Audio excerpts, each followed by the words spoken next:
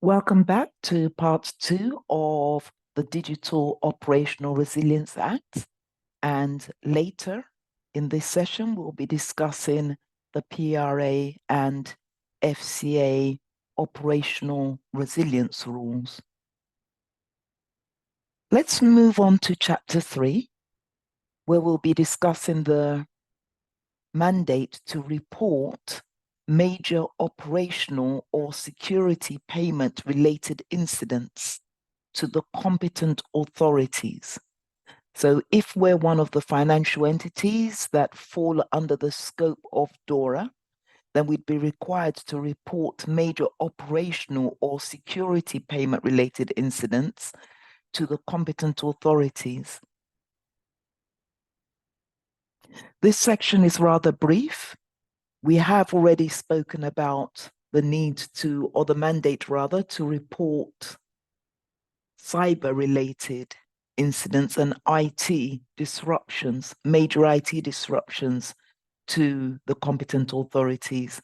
So this section will be rather brief, Article 23, and we'd need to read this article of the DORA text and seek local competency authority or legal counsel advice as to whether these requirements apply to your firm.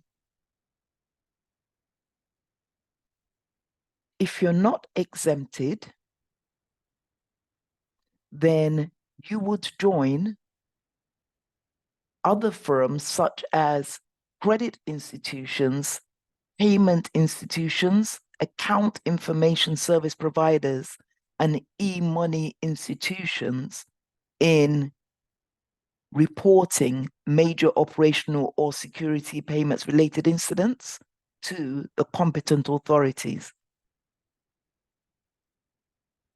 within the time limits that we've previously discussed.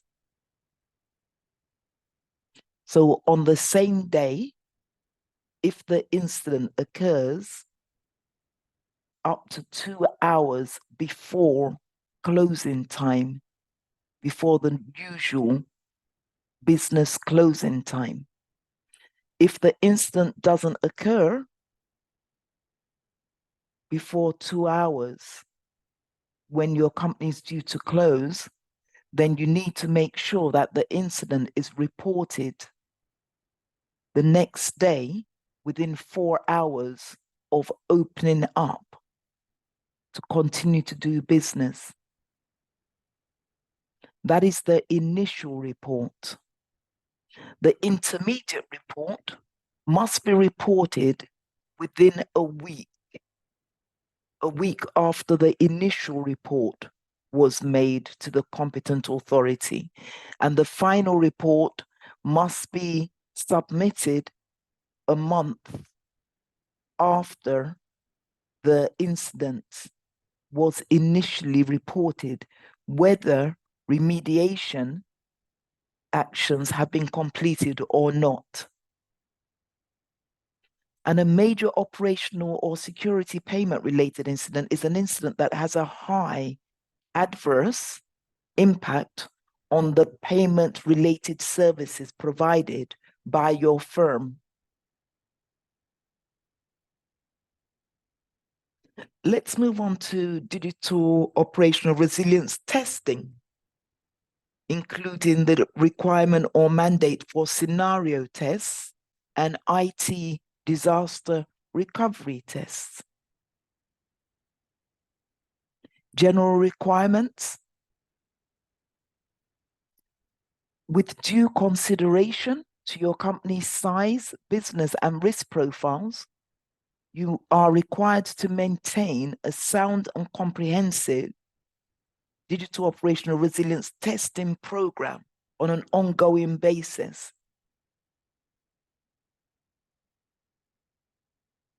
An operational resilience testing program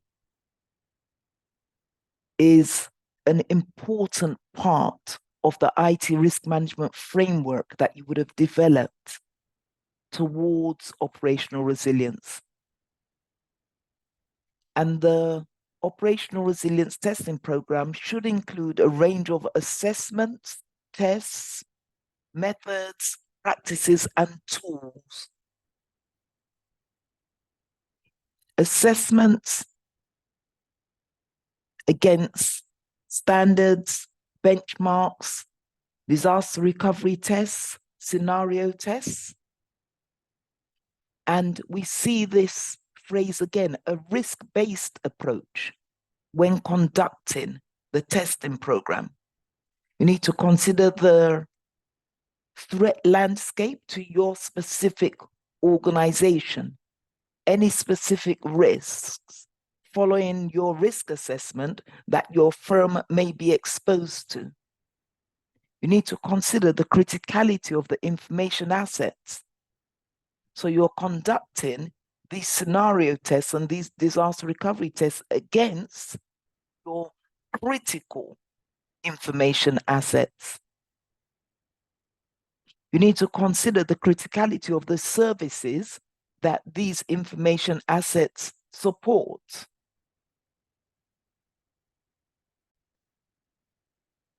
All in all, these tests need to be proportionate to the complexity of your organization, to the size of your organization, taking into account any specific threats or risks that your company may be exposed to. The test must be independent, whether internal employees or consultants are asked to conduct these tests, or external consultants. That independence must be there so that you are truthfully told what you need to remediate.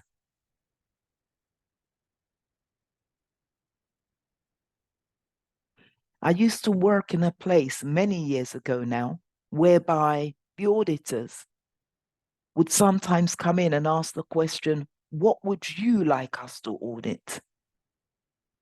And I always used to say, it's not about what I would like you to audit, because if I were given that authority to tell you what to audit, I would simply tell you what I know is working well. So don't ask me what you would like to audit. Ask me other questions about any changes, any major changes, any critical changes, any new systems, any critical systems that have been brought in or that have changed, any major projects that have been implemented, and you audit those. Because you're not doing me any favors by simply auditing what I tell you to audit. The classification, prioritization, and remediation of all critical vulnerabilities needs to be documented. And we need to document a method by which we will be validating that all identified gaps, all identified weaknesses have been remediated so that the risk is reduced to your firm.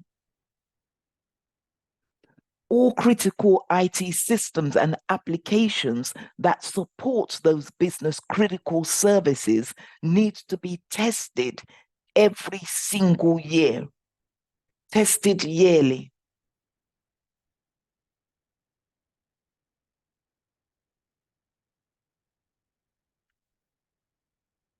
Different types of tests, vulnerability assessments and scans, open source analysis, gap analysis, security assessments, questionnaires, scanning software solutions, source code reviews, scenario-based tests, compatibility testing if you introduce a new system into a legacy environment, for example.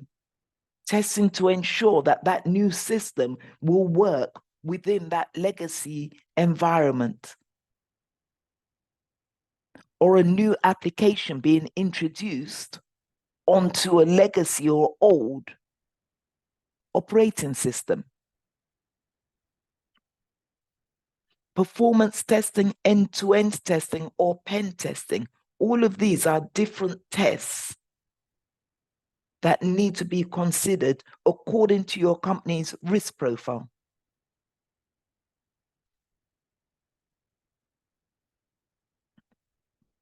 Whenever there is a new deployment or redeployment of new or existing services that support your critical functions, your critical business services, then that vulnerability assessment should take place.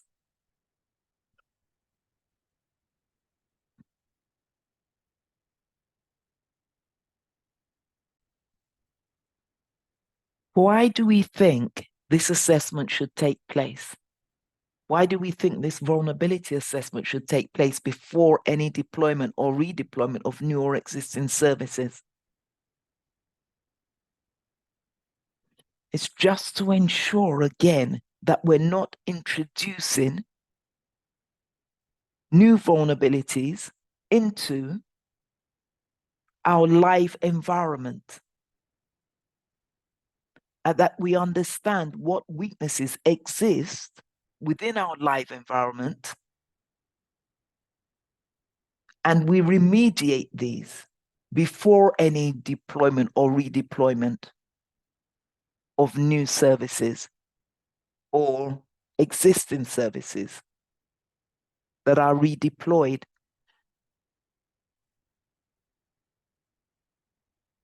We can see there's an obligation on central securities depositories and central counterparties to perform vulnerability assessments again.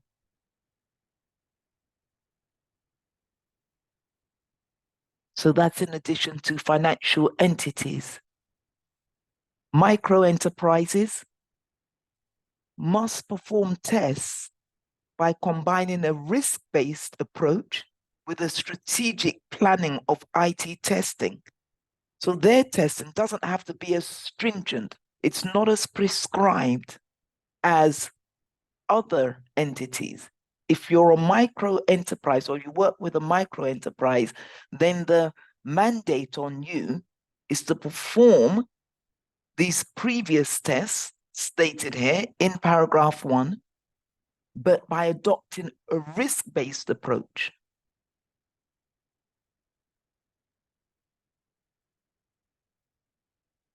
And a balanced approach. So you may want to conduct a cost benefits analysis first, so that you're able to maintain a balanced approach between the number, the scale of resources available to your organization, to your micro enterprise, and the time that it will take to conduct all the testing. So again, proportionality.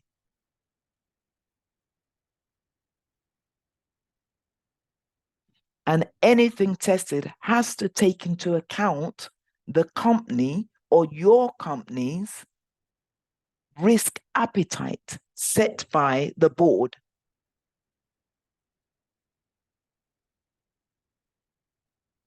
If a board is unwilling to take any risks, then that company cannot stand. It cannot continue to do business, because life itself is a risk, not to talk of running an organization, running an enterprise. So anything that is done, any testing that is done in a micro enterprise has to take into account the board's risk appetite.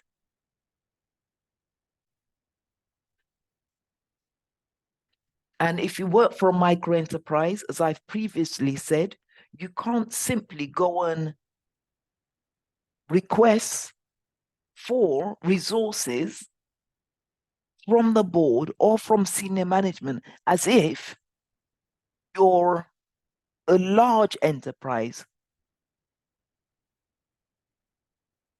you can't compare yourselves to a large enterprise when seeking to remediate these risks, remediate these threats within your organization. And that's why they've put in a clause for micro enterprises.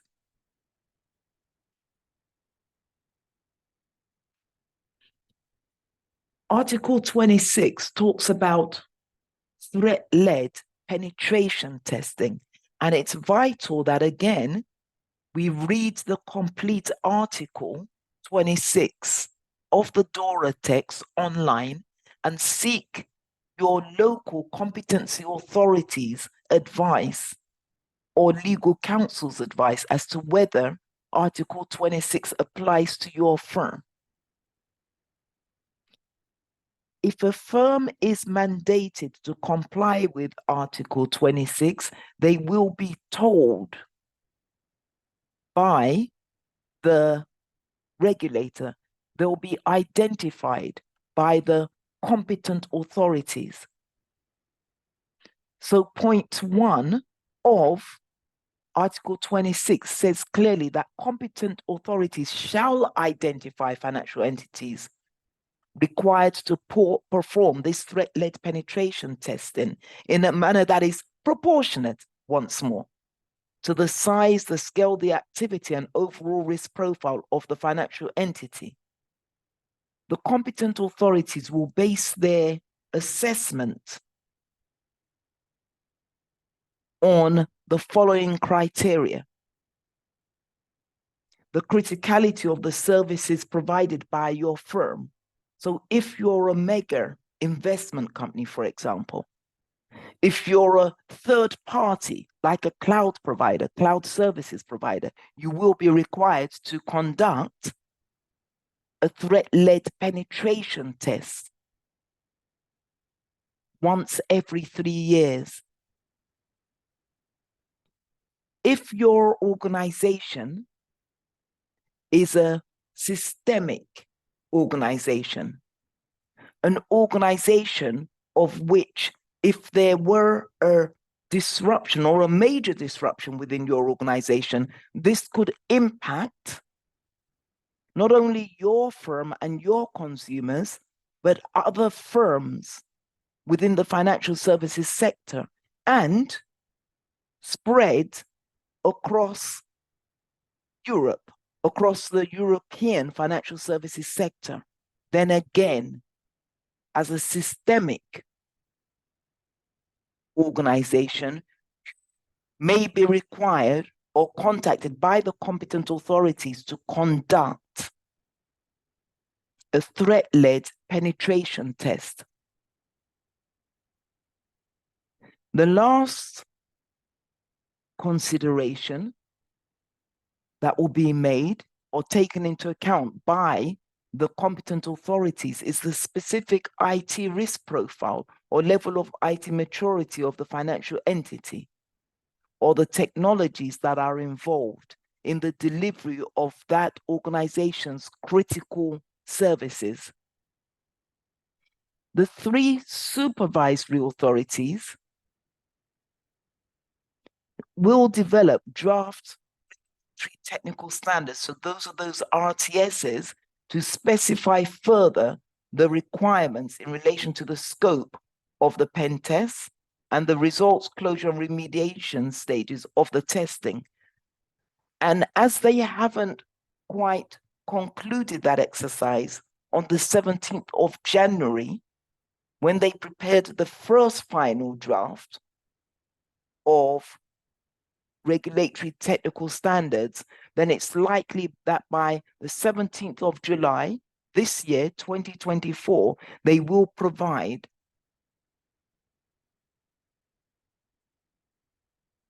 further drafts to specify these requirements, including the scope of threat-led penetration testing and the testing methodology and approach to be followed. But again, read the complete Article 26 and seek your local competent authorities' advice as to whether these requirements are applicable to your firm or not. Requirements for testers. So financial entities must only use testers for threat-led pen testing, which are of the highest suitability and reputability. Reputable testers. Testers that are possibly CREST accredited, certified by an accreditation body in a member state, or they adhere to formal codes of conduct or ethical frameworks. Those testers, just reading through some of these, must be fully covered by relevant professional indemnity insurance, including against the risk of misconduct and negligence. And financial entities are responsible for ensuring that these testers or a testing company, test consultants, sign a non-disclosure agreement, that is an NDA,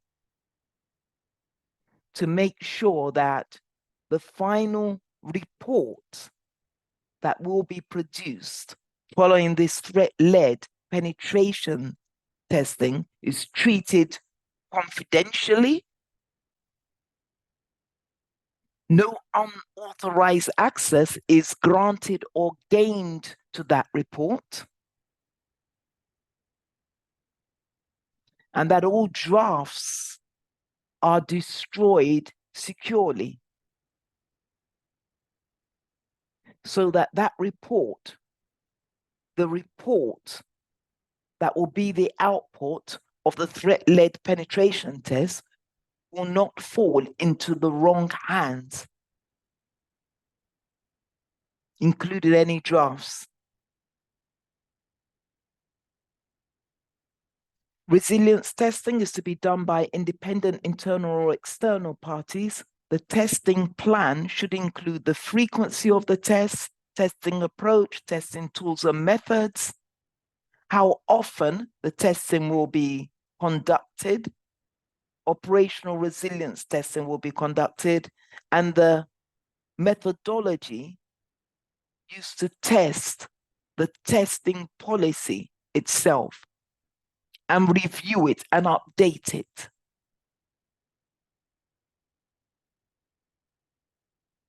Must be proportionate, and as we've emphasized, the competent authority, it's their responsibility to identify firms that are required to conduct this sort of testing, to reduce the higher levels of risk, exposure, and systemic risk that may exist in these sort of companies, these sort of firms. Measures for the sound management of IT third-party risk. So I have emphasized throughout this workshop that one of the key areas that is new to regulations such as DORA and global operational resilience regulations or rules is the introduction of the management of IT third-party risk.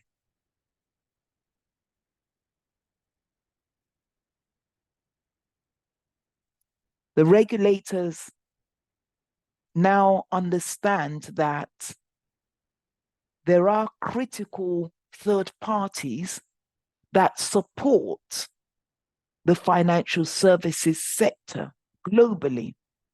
There are critical third parties that provide applications to the financial services sector. There are critical third parties like reporting organizations that provide reporting, such as the Bloombergs and the Reuters and such firms like that.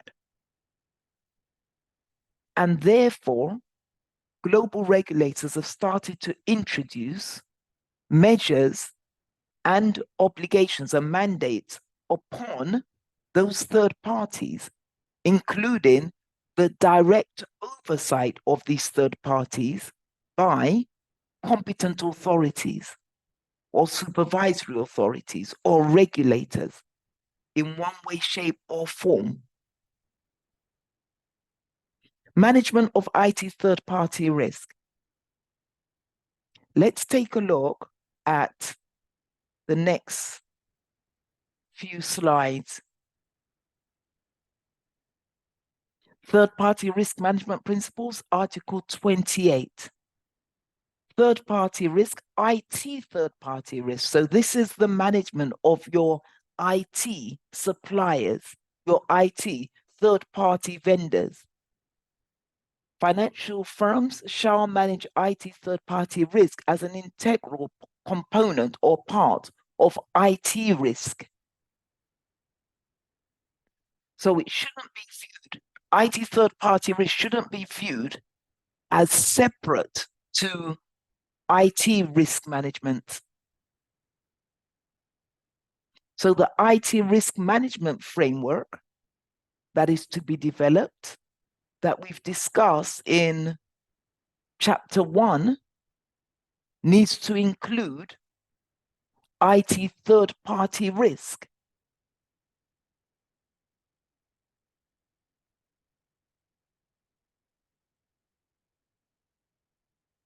And if a financial entity has in place contractual agreements or arrangements for the use of third parties to run their business operations,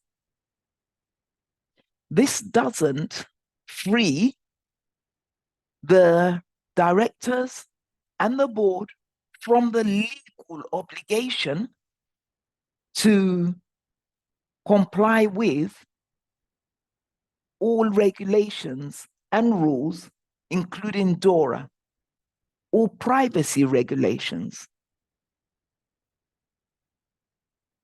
all rules, including DORA.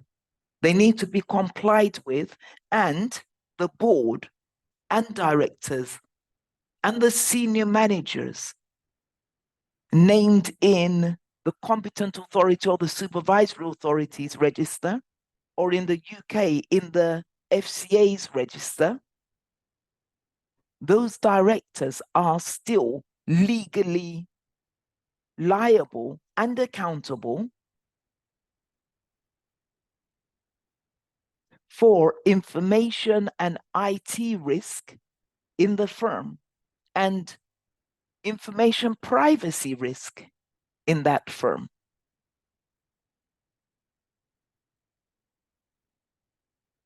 Again, the principle of proportionality arises when it comes to third-party risk management.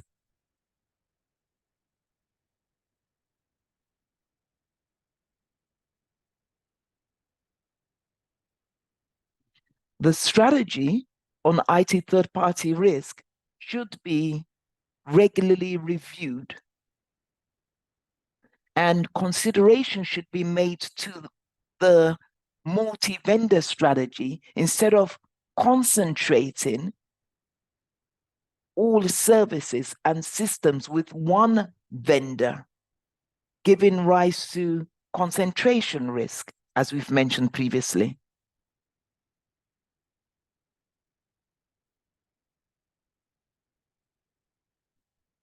The management body, leadership team, board, etc., shall regularly review the risks identified in respect of outsourcing of critical or important functions.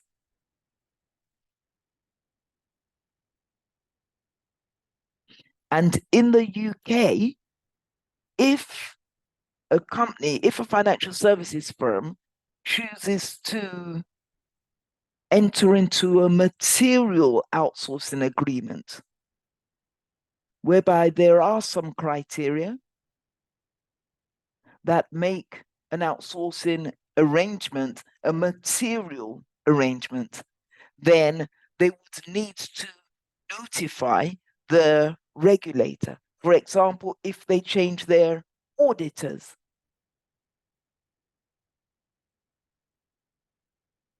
A notification needs to be made to the regulator.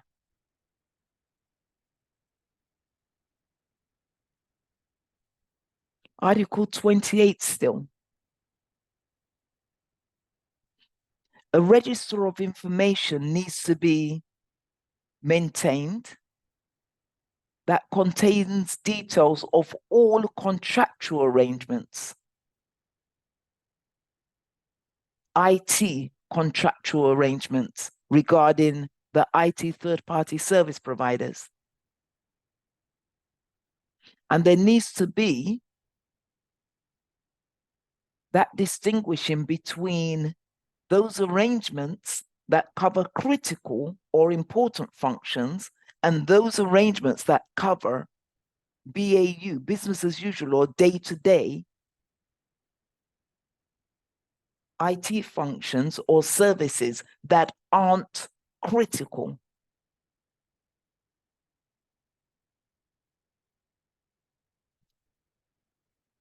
Under DORA, financial entities shall report at least yearly to the competent authorities information on the number of new arrangements on the use of IT services, the number of new outsourcing arrangements or third-party arrangements that have been signed, the categories of the IT third-party service providers, the type of contractual arrangements, and the services and functions which are being provided. So that information asset register or log should be maintained, and then this should be reported at least yearly to the competent authorities, provided to them at least yearly, and if your company is asked for it by the competent authority.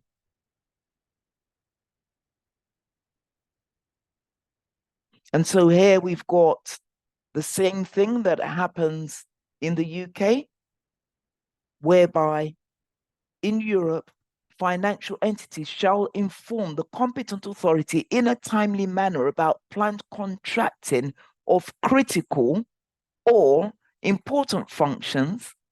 And when a function has become critical or important, that is similar to the obligation on firms to report material outsourcing arrangements to the regulator. Before entering a contractual arrangement on the use of IT services, financial entities shall assess whether the contractual arrangement covers a critical or important function, assess if supervisory conditions for contracting are met. If the supervisory authorities or competent authorities need to oversee that arrangement,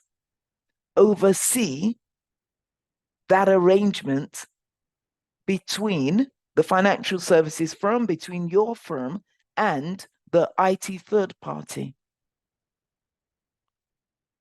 Identify and assess all relevant risks in relation to the contractual arrangement. Undertake all due diligence on prospective IT third-party service providers. And ensure their suitability. Identify conflicts of interest that the contractual arrangement may cause. And financial entities may only enter contractual arrangements with IT third-party service providers that comply with high, appropriate, and latest information security standards, again, such as SOC 2, for example, ensuring that they receive an annual SOC 2 report from their auditors and provide this. They may want to provide a SOC 3 report, which is a report that is publicly available, and it's a summary of the SOC 2. auditor's report for the year.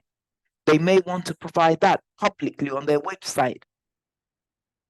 But also, do they comply with a standard such as ISO 27001 or ISO 27005 for risk management?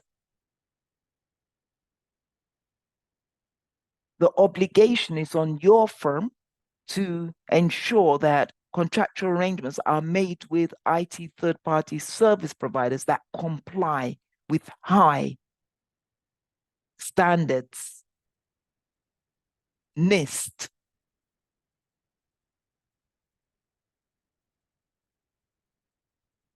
So when you're doing your vendor or third-party risk assessment, or your information security team is doing that, of course, one of the questions that they ask is, does the company have any accreditation to any global standards?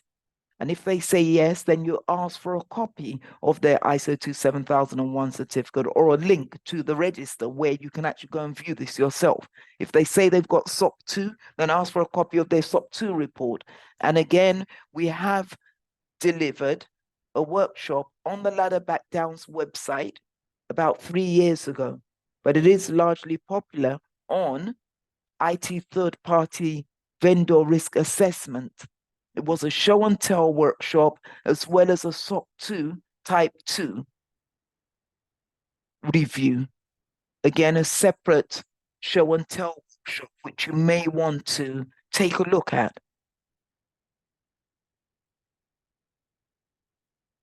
Article 28, in exercising access, inspection, and audit rights over the IT service provider, financial entities shall, on a risk-based approach, predetermine the frequency of audits and inspections and the areas to be audited. Again, many third-party companies will say, you can't audit us. We'll provide you with our SOC 2 report, which is a letter, essentially a report from the auditor stating that within this period and this period,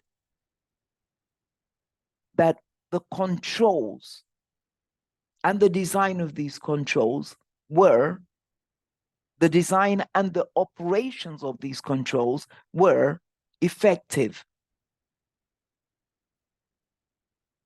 Why might a firm say, we don't allow audits? Well, if you view a large cloud provider, if they were to allow physical audits or audits by auditors, they'd be audited all year round, because your firm is not the sole firm that they provide a service to.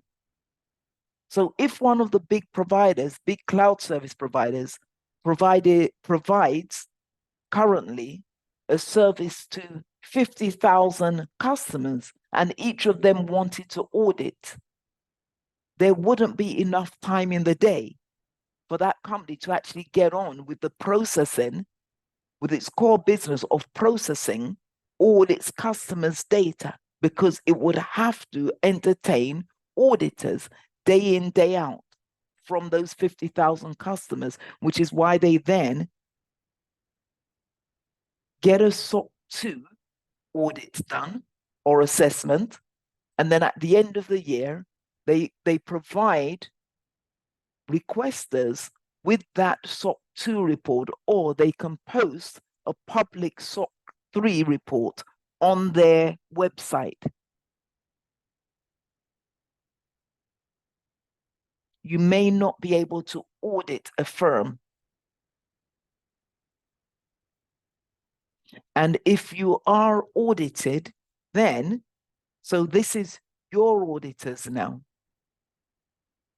Any auditors, whether internal or external, must have the appropriate skills and knowledge to effectively audit your firm.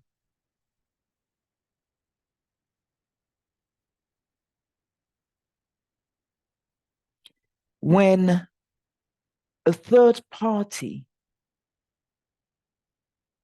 and your company part ways, then your firm needs to ensure that the contractual arrangements are terminated. And termination can also be instigated if there is a breach by the IT third-party service provider of your laws in your country, regulations, or contractual terms.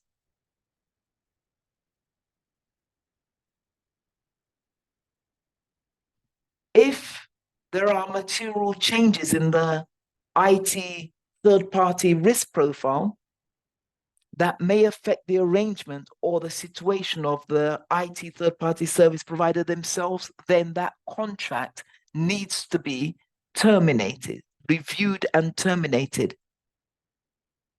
If the IT third-party service provider's controls or risk management procedures demonstrate weakness, if there are weaknesses or vulnerabilities in the firm's ability to secure the data that your company has entrusted with them, then that contract should be terminated. If the competent authority can no longer effectively supervise the firm as a result of the third-party arrangement, then that third-party arrangement needs to be terminated according to Article 28 of DORA.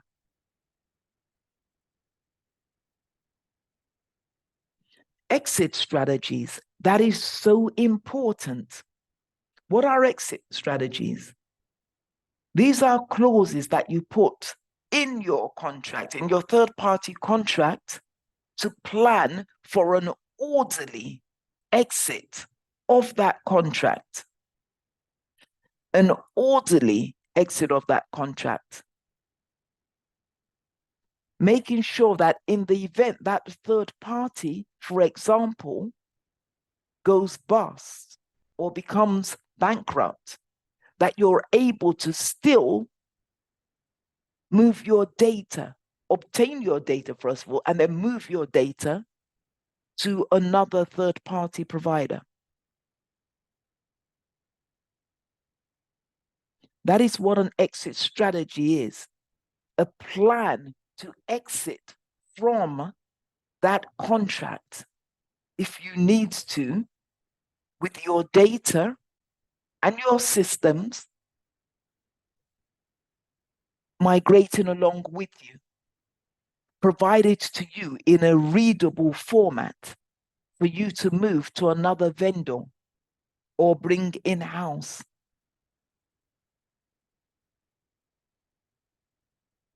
For F here, financial entities must identify alternative solutions and develop transition plans, enabling them to remove the contracted functions and the relevant data from the IT service party provider and securely and integrally transfer them to alternative providers. Those plans must be made before you need to migrate from that IT third party rather than after, or rather than during an incident. So always have an alternative provider. And financial entities shall take appropriate contingency measures to maintain business continuity under all circumstances, including in the event of a disruption within your third party's environment. Appropriate contingency measures must be taken and documented to ensure that in the event the third party goes down or goes bust, your business, your financial firm, financial services firm, is able to continue to deliver a service to your customers.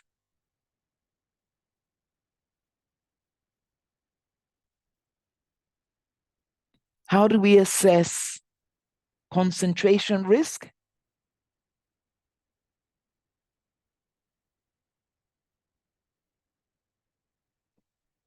When we're performing the identification and assessment of IT concentration risk, we need to make sure that we consider whether the end of that contractual arrangement would lead to, or the signing of that contract arrangement actually would lead to contracting with an IT third-party service provider which does not have an alternative or a substitute that you could go to in the event of a failure on the part of that vendor.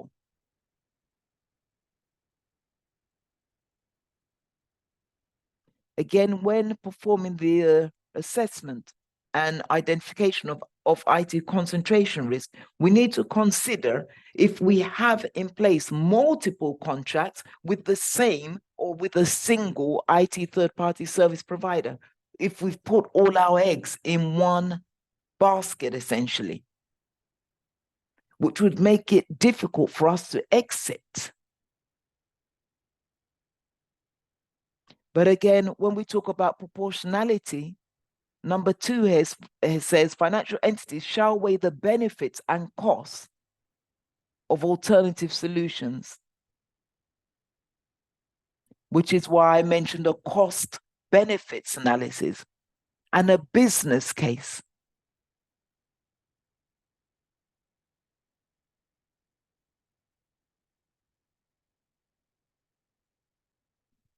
If an IT third-party service provider further subcontracts a critical or important function to other IT third-party service providers, then your company is obliged to weigh the benefits and risks that may arise in connection with that fourth party of yours now. If your third party outsources the processing of your data or information to another company, which is their third party, then that is your fourth party.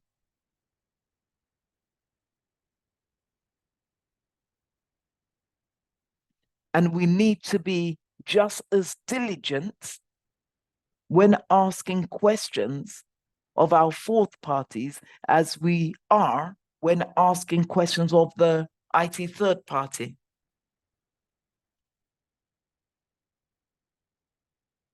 Whenever contractual arrangements on the use of IT services with an IT third-party service provider established in a third country, in a country whereby they're not in the EU,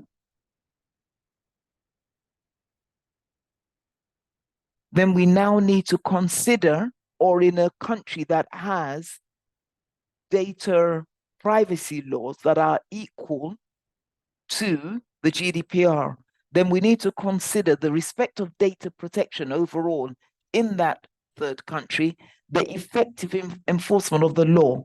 What happens if your data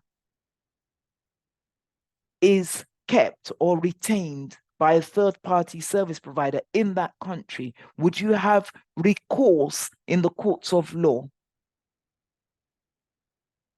Does the country obey the rule of law? Does the country have effective insolvency law provisions that would apply in the event of the IT third-party service provider going bankrupt? Would the law in that country protect you? Might there be any constraints that may arise in respect to the urgent recovery of your firm's data if you need to recover it urgently? And then there's a last clause there.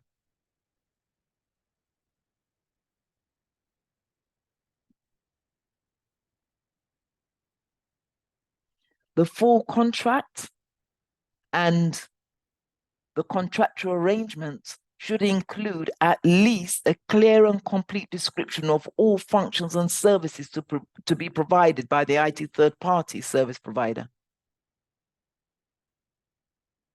That needs to be included in the contract before it is signed. Also included in the contract needs to be the locations where the contracted or subcontracted functions and services are to be provided. Where is the data going to be processed? Make sure that it's in a country that your firm is legally obliged and permitted to retain that data in.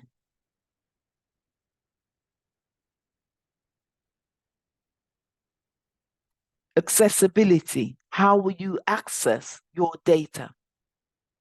Will that data be available? Will its integrity be retained? Security and protection of personal data. All of these, any clauses that you want to include in that contract needs to go into that contract.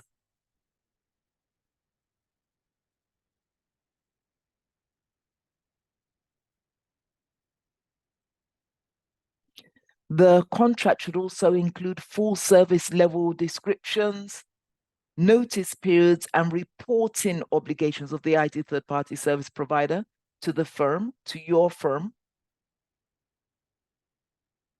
And they're required to notify you of any development which may have a material impact on their ability to effectively carry out critical or important functions in line with the agreed service levels. So if they know, for example, that they're getting rid of a subsidiary of that firm, then they shouldn't sign the contract if that will affect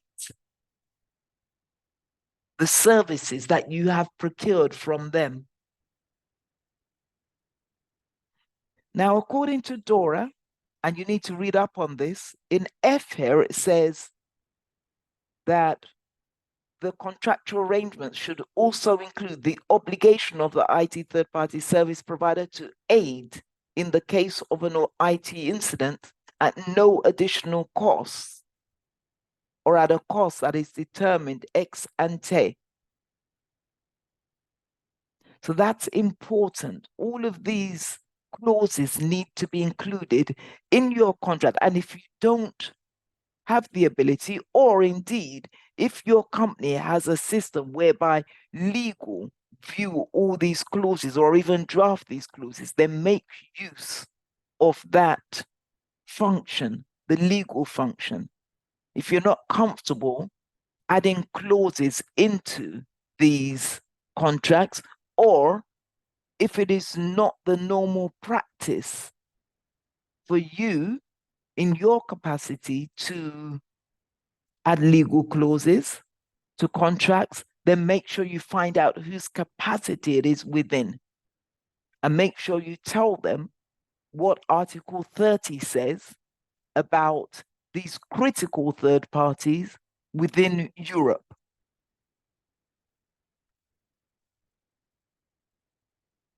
We've talked about the right of access, the right of inspection and audit. And we need to ensure that in the contract that we include the right to take copies of relevant documentation from that company if we go to visit them to audit them. Article 30 rather, the commitment to fully cooperate during the on-site inspections performed by the financial entity if they allow you, if they allow your firm to perform those on-site inspections as discussed previously. The obligation of the IT third-party service provider to fully cooperate with the competent authorities and resolution authorities of the financial entity. Again, if it's a critical IT third-party service provider, then they will be legally obliged to cooperate with the competent authorities and resolution authorities. In the contract, there needs to be termination rights, related minimum notices for the contract termination, and exit strategies. and standard contractual clauses developed for specific services.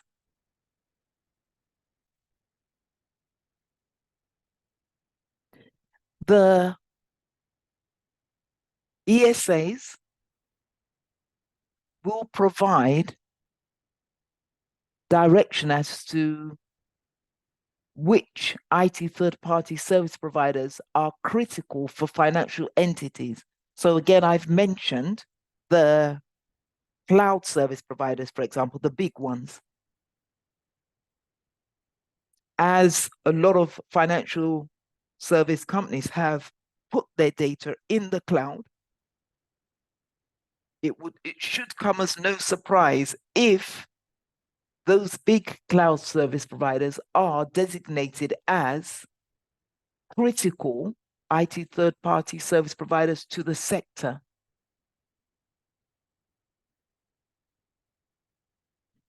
And here we have criteria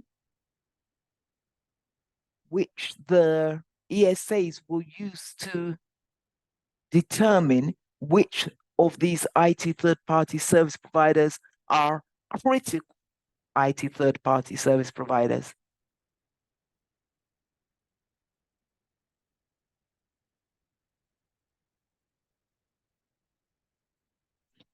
Including, if we take a look at E here, the lack of real alternatives. So if there's one company that is dominant in the industry that provides a service to all financial services sector firms, then those or that firm, that provider, that IT third party provider would be deemed as critical.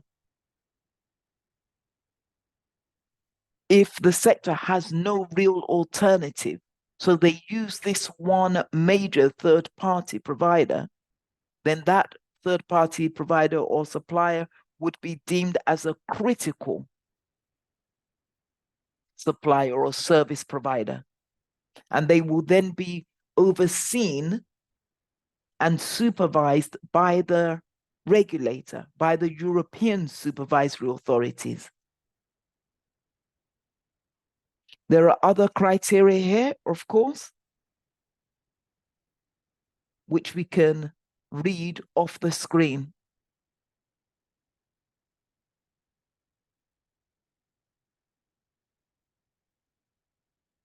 Article 31, second part of this,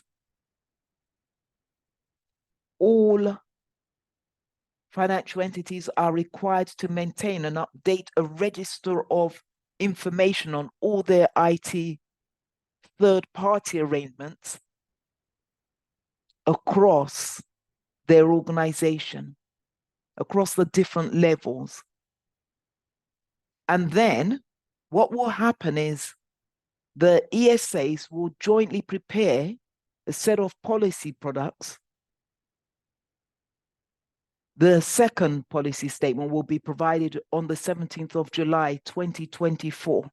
The first batch has already been provided on the 17th of January, as we've discussed previously.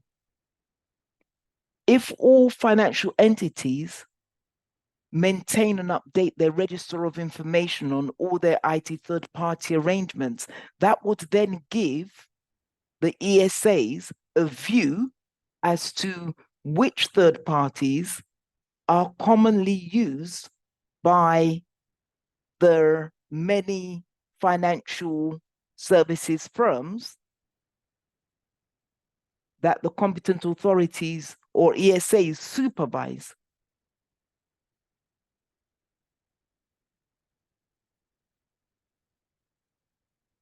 So they'll take a look at all of these entities, information, asset registers, and they will now consolidate these and get a picture of the critical industry third parties.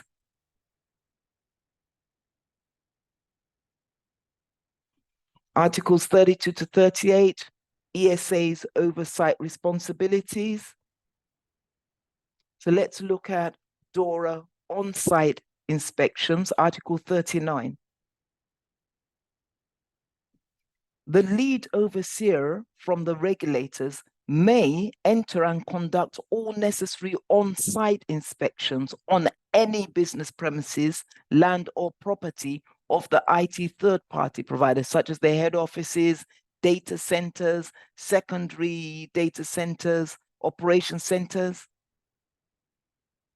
to conduct their inspections.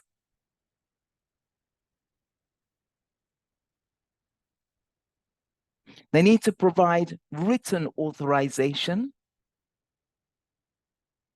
specifying the subject matter, what their investigation, what they're there to inspect, and the purpose of the inspection.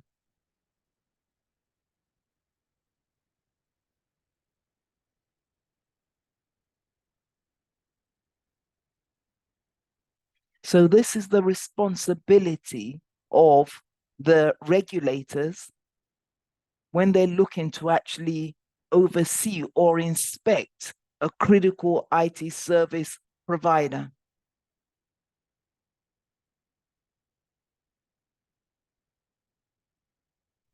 And an inspection, if the lead overseer or the supervisory authorities say, yes, that we're inspecting a third party, then that is mandatory. It's non-negotiable.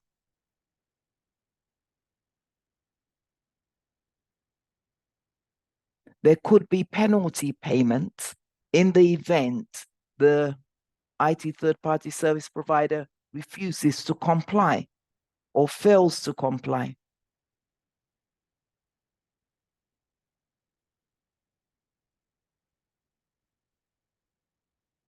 And another consequence of refusing comply could be that the competent authorities instruct the relevant financial entities that use that third party to terminate their contracts with that critical IT third party service provider.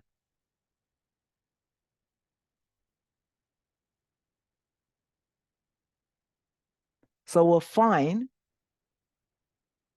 or a termination of the contract that that IT third-party service provider has with all financial services firms that actually use that third-party provider.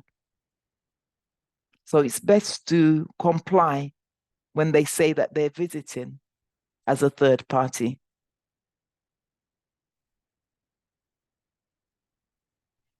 We need to ensure the sound monitoring of IT third-party risks, harmonize relationships with IT third-party providers so that we can monitor their services and ensure that IT third-party contracts contain service level agreements, recovery time objectives, monitoring audit rights, and details including, as we've discussed, the full service level description, locations where data is being processed, exit clauses and exit strategies, etc.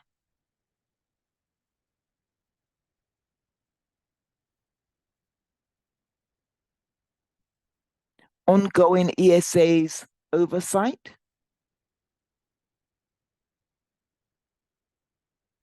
So this is again something to read.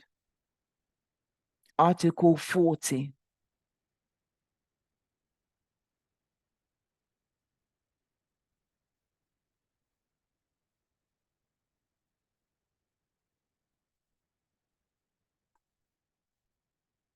Follow up by competent authorities, Article 42. So within 30 calendar days after the receipt of the recommendations issued by the lead overseers from the competent authorities, the critical IT third-party service provider must respond to the lead overseer as to whether they intend to follow the recommendations made by the inspectors or not.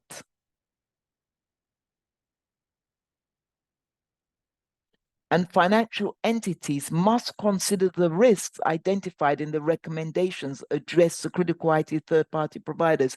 So if one of your critical IT third-party provider is inspected by their competent authority and they're told that you must reduce the risk of a data breach, for example, then the competent authorities would not only be asking the critical IT third-party service provider whether they will actually be reducing that risk, they'll also be monitoring whether your firm as a financial services firm is actually aware of that risk with your third party, with that third party, and that you're actually considering those risks.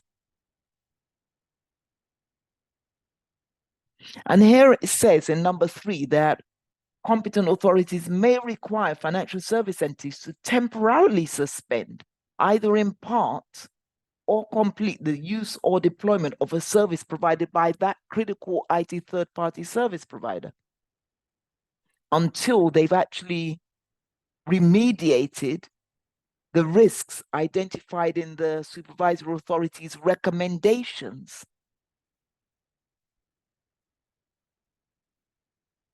Suspension of those activities is clearly not as bad as being asked to terminate that contract, to terminate in part or completely the relevant contractual arrangements with the critical IT third-party service provider.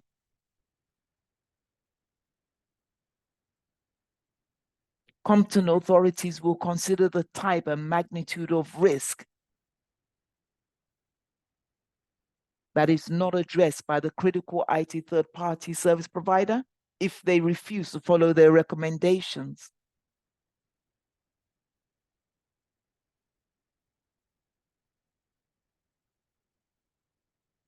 And these are the criteria that they will use to assess and consider the type and magnitude of risk not addressed by the critical IT third-party service provider if they refuse to follow their recommendations. List A to E here is the criteria.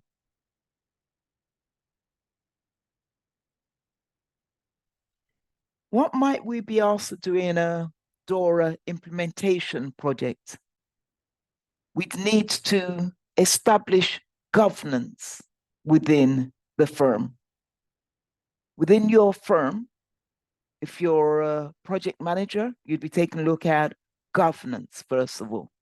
Okay, how do we set up a governance structure for our operational resilience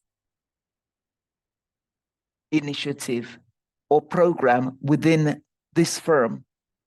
Communication strategy with a RACI, documented in that communication strategy.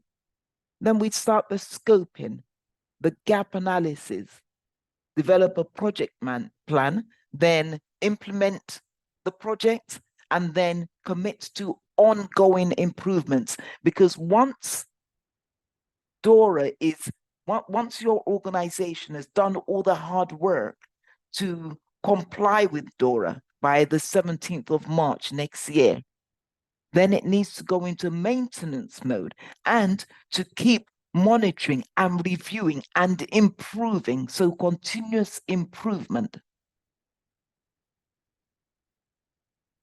is essential. DORA isn't just a one-off implementation program. It goes beyond a project plan to implement DORA within the next 10 months or so, or 11 months that we have. Governance tips: nominate an operational resilience leader to spearhead the firm's implementation. You need teams consisting of some of these or some others that haven't been listed: legal, compliance, risk procurement, contract managers, project managers, business analysts, infosec, professionals, IT, pen testers, etc.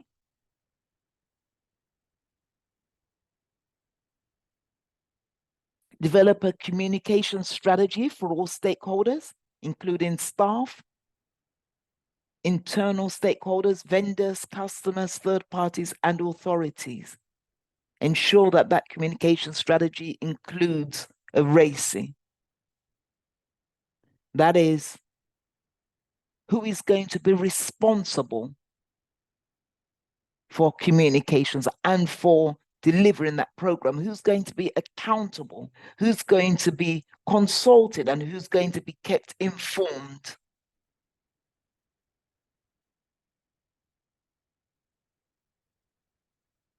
Scoping, identify any in-scope entities, subsidiaries, other firms within your firms, third-party firms within your organization. I've worked on multiple occasions with firms that have had an IT support center abroad. They've had a full IT support center with over 3,000 staff abroad, outsourced abroad.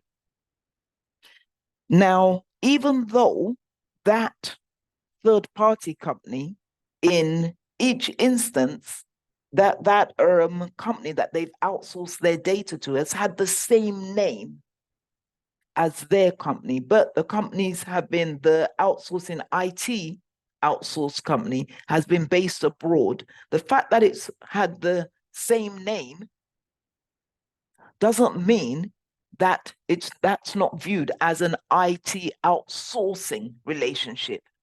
It's still viewed as an IT outsourcing relationship. Like if we take the example of BT, years ago, BT used to be one company, and then the regulator, the Market Competition Authority, I think, or some other regulator in the UK, asked them to split.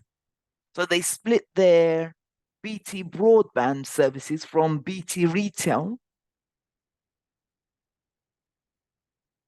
and they were then viewed and have remained as separate entities, even though they both come under the umbrella of BT, British Telecom.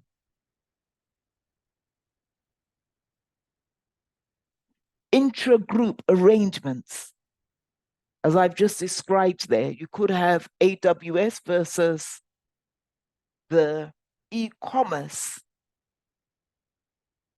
part of the business.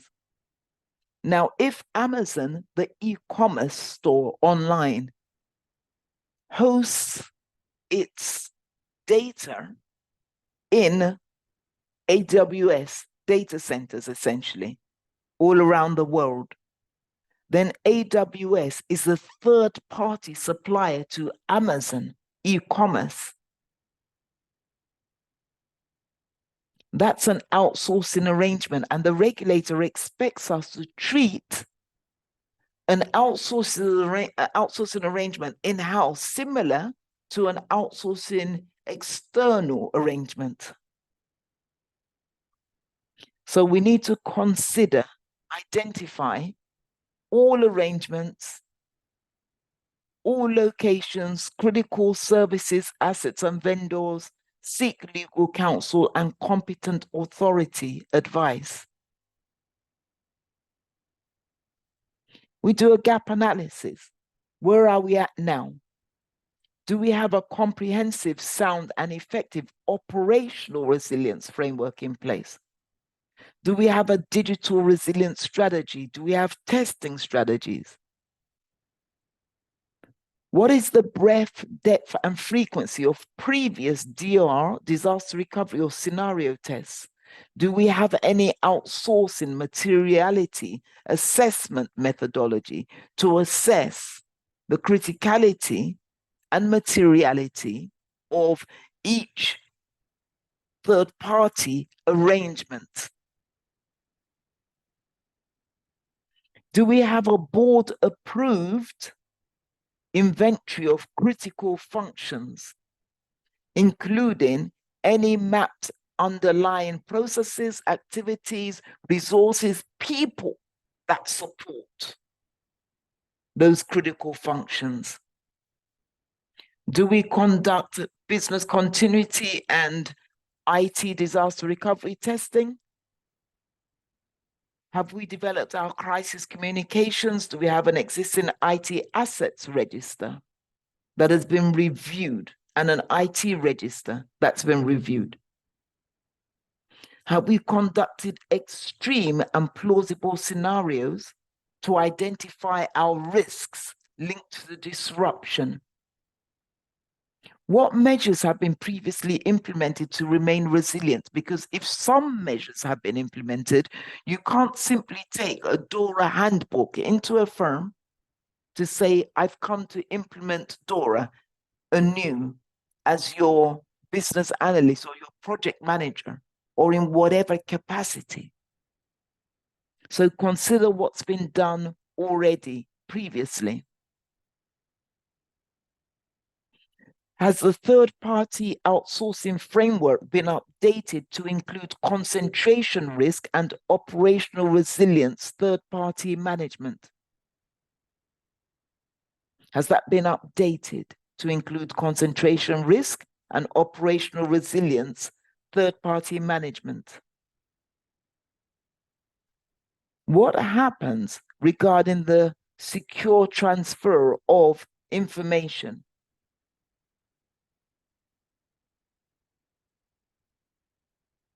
Is there a plan or a policy on the secure transfer of security information across your financial services firm?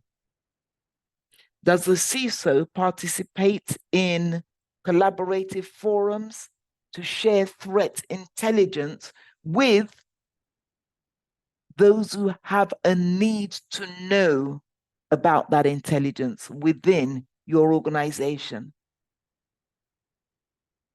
Is there a process to ensure that your firm takes place in different forums to share information on threats and risks?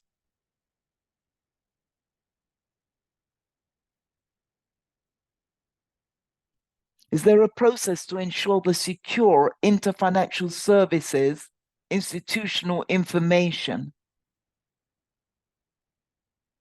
to make sure that information isn't transferred to the wrong person, to the wrong firm, to the wrong party?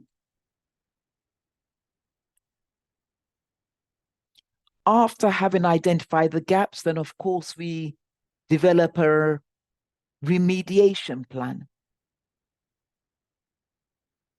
Design a project brief and plan to address each pillar, each chapter. Identify your critical assets. Create the register. Review critical contracts, exit clauses, exit strategies, map critical processes, key people, facilities, and third parties to business critical services. Map your business continuity plans to relevant critical functions and, again, underlying processes and resources. Define, document, and map your key controls to critical functions. Close all gaps and ensure that any unmitigated gaps and vulnerabilities are escalated within the company for risk acceptance, with each risk having an owner. Obtain that sign-off for all risks that have been accepted. Chapter 6, and this is very brief, information and intelligence sharing in relation to cyber threats and vulnerabilities. Collaboration is encouraged amongst trusted communities or other financial entities to enhance the digital operational resilience of fin authorities or fin organizations, financial organizations, raise awareness on IT risks, minimize IT threats' ability to spread, and to support each entity's defensive and detection techniques, mitigation strategies, or response and recovery stages. For this purpose, financial entities are encouraged to exchange information amongst themselves. I used to belong to a forum in the UK referred to as Financial Services Information Security, and I've forgotten the last two words, but FS Isaac, FS and then hyphen ISAC. And in that forum, we just used to exchange ideas, exchange threats. Not that you're taking your company's vulnerabilities to these forums to discuss, rather threats. You could join the NCSE's CISP forum, which you can sign up to and begin to receive cyber threat information and intelligence from there. But financial entities are encouraged to exchange amongst themselves cyber threat information and intelligence without sharing your company's vulnerabilities and risk log or risk register. That is not what is being encouraged here.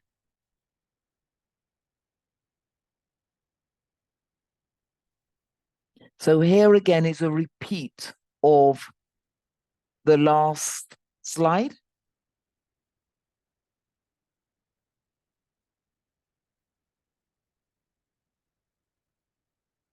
A summary. Risk management, incident management, resilience testing, IT third-party risk management, information and intelligence sharing, all of these are included in the regulatory mandate to make our firms operationally resilient. They require us to, by the 17th of March, 17th of February rather, 2025, to have done all this hard work to ensure that we're compliant with DORA if our firm is in scope. If our firm is within scope. And the only way that you can find out if your firm is within scope is to speak to your local competent authority in whatever European state, country that you're based in. Thank you for attending our workshop today, and we wish you great success in all your endeavors. Don't forget to follow the Ladder Back Down on LinkedIn for updates on future workshops, and please subscribe to our YouTube channel, and you're welcome to connect with me as an individual on LinkedIn. If I can help you, I will help. That is one promise and commitment that I'm making to you now. If I can help you, I will help you. I don't tend to turn down requests for connections on LinkedIn. So if I can help you, I will help you. In the meantime, if you'd like to join the Ladder Back Down's Telegram group for Black professionals, then search for the Ladder Back Down on Telegram.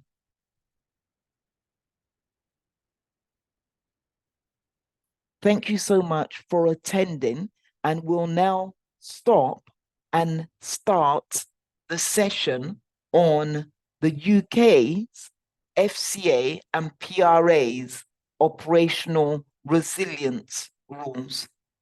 Thank you.